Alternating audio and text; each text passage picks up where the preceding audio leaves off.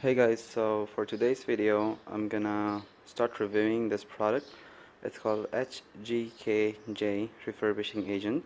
So basically we use this product for like polishing the lights. I've already mastered up and prepared the lights for DIY polish. Basically this product was bought from wish.com, and it also comes with a tag cloth. Also it comes with a set of instructions where it says you need to buy sandpaper, a couple of them, like a 2000 grit. For me, I personally bought a 2000 and a 1500C. Like I'm gonna use the 1500 first and then grind it off with the 2001. So it's basically gonna give me a smooth finish of broken down into a small grit size paper, and start by gently scratching it off. As you can see, the blurred yellowish light is now being sanded off to get all the salty and the crispiness out of it.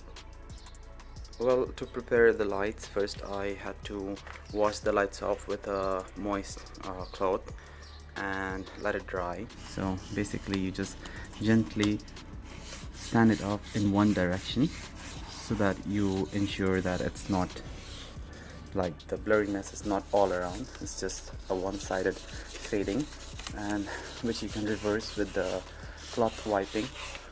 So after a while of scrubbing and sanding, so this is how the lights look now. It's a bit blurry because the surface of the lights are kind of sanded off, so you need to just wash them off a bit, let them dry, and apply the solution. Let's see what happens.